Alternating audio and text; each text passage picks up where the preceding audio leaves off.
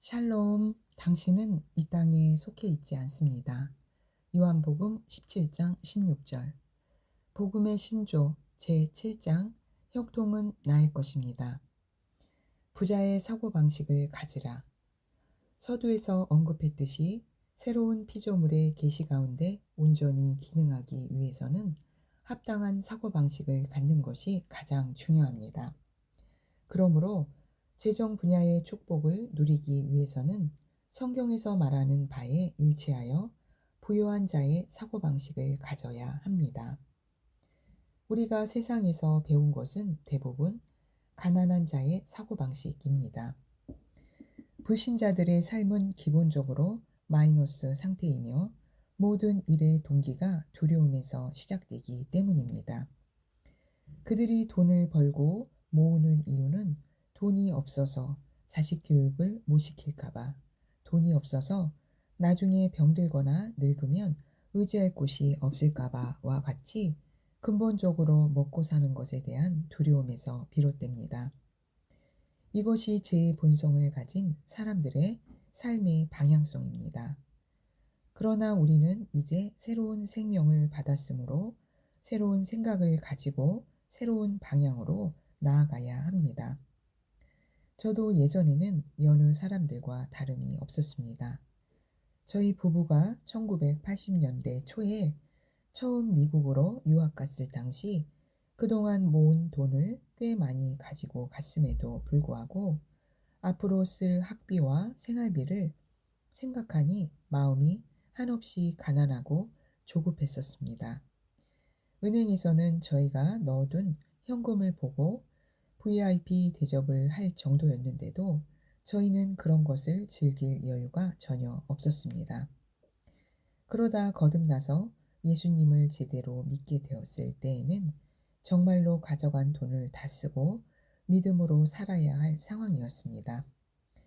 그때는 오히려 부요하신 이로써 너희를 위하여 가난하게 되심은 그의 가난함으로 말미암아 너희를 부요하게 하려 하심이라 라는 고린도 후서 8장 9절 말씀을 붙잡고 선포하기 시작했습니다. 그러면서 저에게 새로운 계시가 열렸고 오히려 가진 돈이 많았을 때보다 저의 심령과 삶이 풍요로워지는 것을 경험했습니다. 예수님께서 너희는 두 주인을 섬길 수 없다고 말씀하시면서 하나님 외에 다른 주인으로 언급하신 것이 바로 재물입니다. 마태복음 6장 24절, 누가복음 16장 13절. 그만큼 세상에서 돈의 지배력은 절대적입니다. 세상 사람들은 돈을 모든 결정의 척도로 삼습니다. 어떤 기회가 왔을 때 그만한 돈이 있으면 할 수 있고 돈이 없으면 할 수 없다고 포기하곤 합니다. 어찌 보면 당연해 보이지만 사실은 이것은 부유한 자의 사고방식과는 거리가 멉니다. 앞서 언급했듯이 부요란 소유의 많고 적음에 달린 것이 아닙니다. 그보다 얼마나 줄 수 있고 얼마나 부요한 사고방식을 가지고 있느냐에 달려 있습니다. 하나님께서 주시는 부요에는 누림이 있습니다. 이는 상황이나 환경과 관계가 없습니다. 세상의 경기가 좋지 않을 때에도 하나님의 부요는 변함이 없습니다. 고린도 후서 9장 8절. 하나님께서는 너희에게 모든 은혜를 넘치게 하실 수 있나니 모든 것을 언제나 너희가 필요한 대로 가질 수 있게 하심으로 모든 선한 일에 넘치게 하시려는 것이라. 하나님의 선한 일을 하기에 부족함이 없는 상태, 이것이 우리의 부요를 일컫는 정확한 표현입니다. 가진 재산이 많다 하더라도 하나님께서 감동을 주시는 일에 선뜻 물질을 쓰기가 꺼려진다면 부요를 온전히 누리는 상태라고는 보기 어려울 것입니다. 반면 지금 당장은 필요한 돈이 없더라도 하나님께서 시키신 일이라면 그분께서 반드시 공급하신다라는 확신이 있다면 이것이 부유한 자의 사고방식이며 이는 반드시 결과를 보게 될 것입니다. 예를 들어 선교 여행을 갈 기회가 생겼을 때 일반적으로는 여행 경비와 일정을 맞추어 보고 참여 여부를 결정할 것입니다. 그러나 사실 우리가 가장 먼저 해야 할 일은 성령의 인도를 받는 것입니다.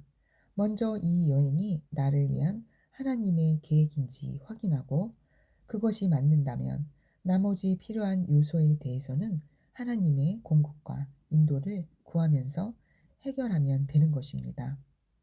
평소 우리의 삶을 들여다보면 작은 것을 구입할 때에는 몇천 원, 몇백 원을 아끼려고 이것저것 비교하면서 신경을 쓰다가도 정작 큰 돈을 쓸 때에는 정보가 부족해서 좋은 선택을 하지 못하는 경우가 있습니다.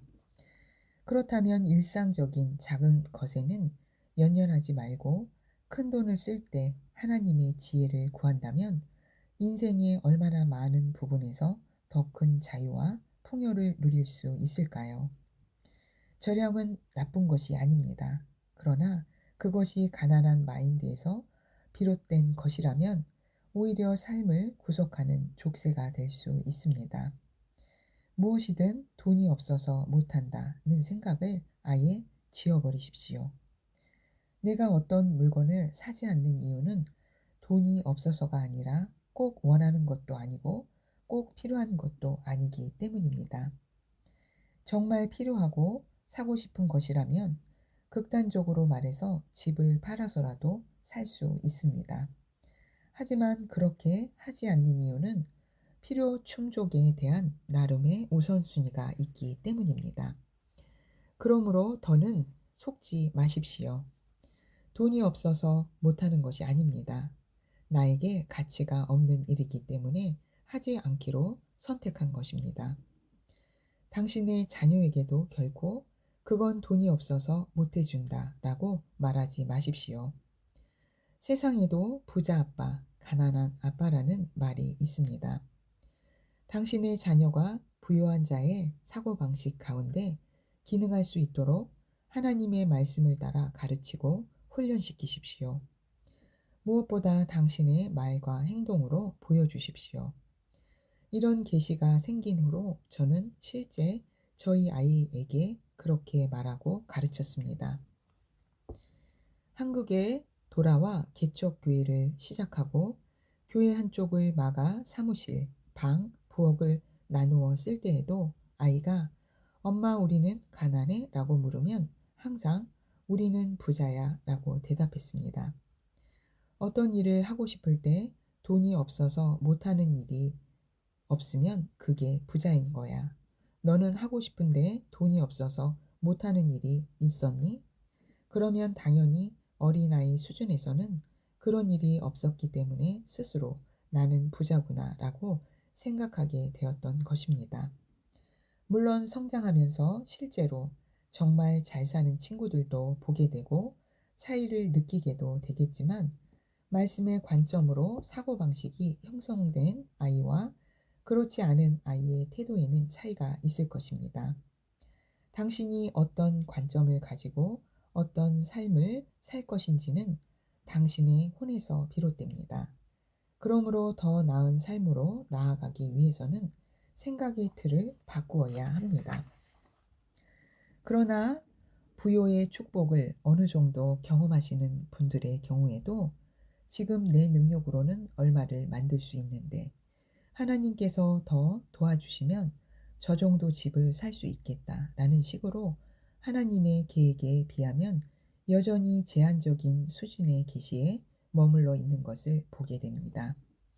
물론 이것도 감사한 일이지만 사실 이 정도를 두고 하나님께서 예비하신 초자연적인 형통을 누린다고 보기는 어려울 것입니다. 하나님을 제한하지 마십시오. 하나님께서 새로운 피조물에게 기대하시는 수준에 이르기까지 당신의 인식을 새롭게 하십시오. 지금 내가 처한 상황에 비추어 어느 정도의 증가를 기대하는 것이 아니라 말씀에서 말하는 바에 비추어 새로운 그림을 그리십시오. 하나님께서 나에게 주신 부요와 형통의 권세가 무엇인지를 말씀에서 확인하고 그 말씀으로 당신의 생각의 틀을 새로 짜야 합니다. 그렇게 할 때 비로소 초자연적인 형통과 부요를 누리며 세상에 빼앗긴 물질들을 되찾아 하나님의 일에 온전히 사용할 수 있게 될 것입니다. 복음의 신조 제7장 형통은 나의 것입니다. 에서 부자의 사고방식을 가지라에 대해 알아보았습니다.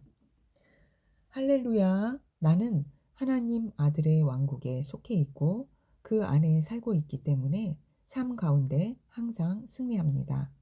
예수님의 이름으로 축복합니다. 아멘.